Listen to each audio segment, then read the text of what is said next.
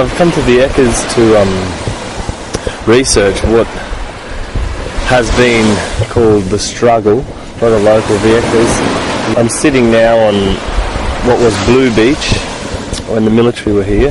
It's inside the original base. In the late 70s, early 80s, the Cold War had ended.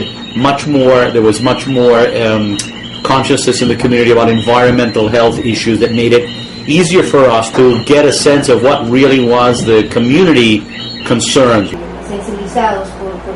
What were families here worried about, concerned about? And one of the clear issues was health. And with the support of scientific advisors from the universities in Puerto Rico and other places, began to really denounce this relationship and try to make a clear connection between Navy bombing, Navy practices, munitions, the contaminants involved, military toxics, and the growing concern here about high levels of cancer. People here was dying of cancer, kidney disease, respiratory disease, children's very sick with heavy metal in their bodies, women of the age of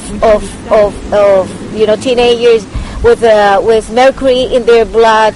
So we want to show graphically that there are many other people who die, not directly from the military practice, but indirectly because of the contamination. So we use the crosses for all the people who die from cancer. So we make a cemetery of these crosses.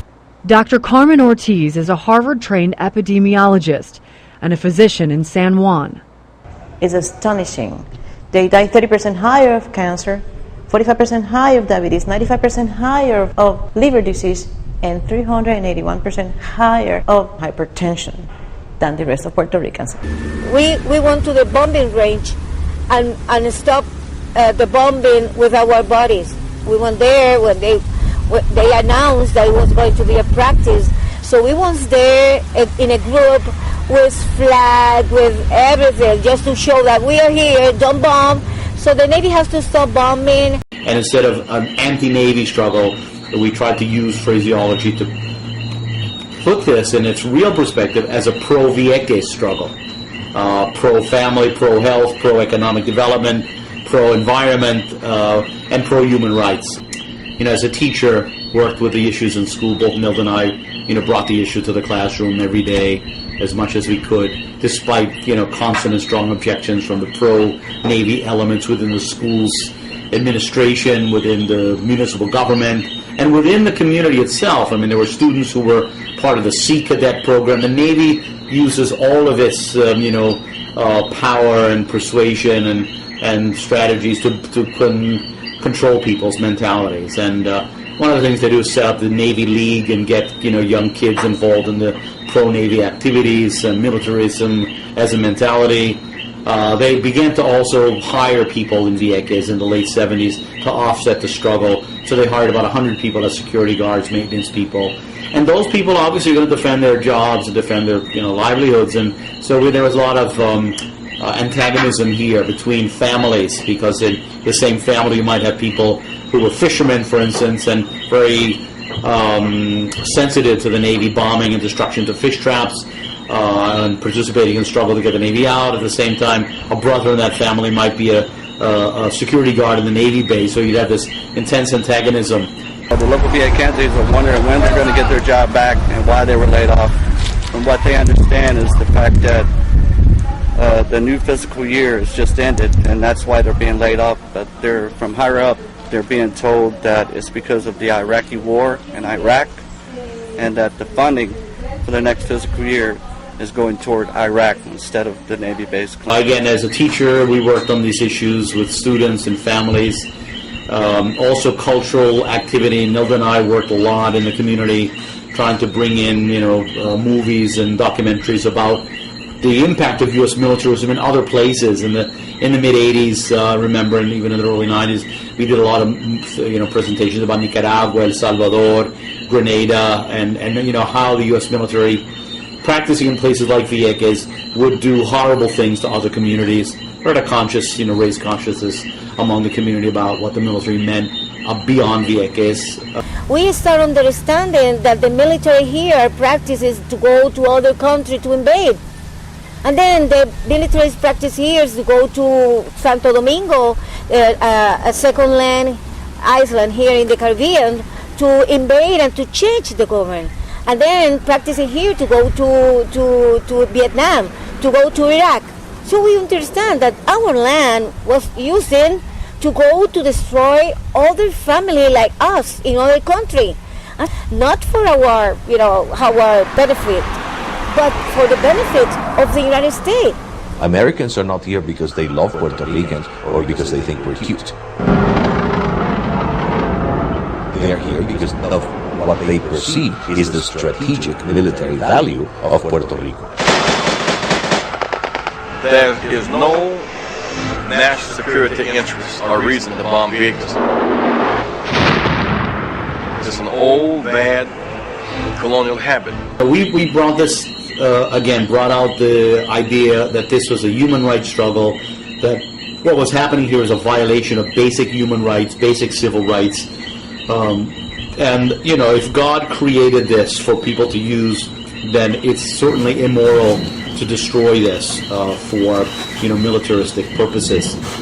So we began to look at this from that perspective and got important support from all of the churches in Puerto Rico. I mean, there were an ecumenical council for peace on Vieques was formed that included the bishops of every single church in Vieques. Church groups that generally don't sit down at the same table. The Catholics and the Pentecostals, the Evangelicals, and the Methodists, the Baptists. Every single church group was involved. And that was an immediately important and positive step. Yeah, I can remember one day at the Peace and Justice Camp in front of what used to be the entrance of the Navy Gate, and we locked up and were controlling for a long time. One day a group of fundamentalist Protestants, Pentecostals, came over from Puerto Rico, brought their tambourines, sat down and came and said, look, we just want to sit and pray with you. January of 2001, I believe it was, the Ecumenical Council for Peace on Vieques organized a march, together with our committee and the groups in Vieques. 150,000 people marched for peace on Vieques in the streets of San Juan. One of the largest demonstrations in Puerto Rico's history.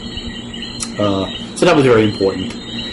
One of the other things we did was to make sure that this issue got to be a political issue, a vote-related issue in the United States and in Puerto Rico, because we know that fundamentally the people who need to sign the orders to get the Navy out were people in the Congress, people in the White House, people in the governor's mansion in Puerto Rico, the senators, legislators of Puerto Rico, and more so the people in Washington. It's a strategy that's been used over many months now to get people into the Navy's restricted zone to be arrested relatively quickly, to bring attention to the issue, to dramatize the problem of the Navy presence. Bueno, pues ahora aquí los quiero a ellos tres detrás de mí. O sea, no quiero prensa alante de mí ni de ellos, dejarlos caminar hasta llegar a la verdad. On today's mission, a New York legislator is about to join 1,500 others already arrested in the battle for Vieques. Nobody wants to go to jail, but I'm resigned to the fact that that's what I have to do in order for the Navy to hopefully one day, not in the near future, one day leave. With millions of Puerto Rican and other Latino, Hispanic voters in the U.S., we made it very, very clear and were very successful by working with the key Puerto Rican and Latino organizations in the United States, labor unions, Puerto Rican and other Hispanic legislators, Congress people, key religious people within the United States churches and others, and made this into an important issue for all those politicians, including presidents and governors and mayors and Congress people. It's becoming an issue that binds and connects Latinos all across the board, because it's a real overt expression of colonialism, and people are rejecting it. Reverend Jesse Jackson is in San Juan, and he's not alone on an issue that's attracted names like Kennedy and Clinton. In the wake of a fuss over his marital infidelity, the civil rights figurehead chose not to invade the bombing range. His wife Jacqueline did, sentenced to 10 days prison, this her release day. And then I willingly decided to become a part of the human shield that was formed to stop the bombing. The Navy has no right to use Puerto Rico as a warm-up for fighting imaginary wars in Europe. If it must fight a war in Europe, then practice in Europe. But with millions of votes at stake in the US and big guns fighting their media battle, Vieques had the US president cornered, forcing him to preempt a referendum on the issue and promise no more bombing after May 2003. And have made the statement loud and clear that within a reasonable period of time that the Navy will find another place to practice. And we made it very clear: you want these votes, you better do the right thing, and the right thing for all these millions of people is get the Navy out of Vieques. And this forced, two presidents, Clinton and Bush, and two governors of Puerto Rico, Sila Maria Calderón and Pedro Rosselló, to take up the issue of Vieques in a serious way.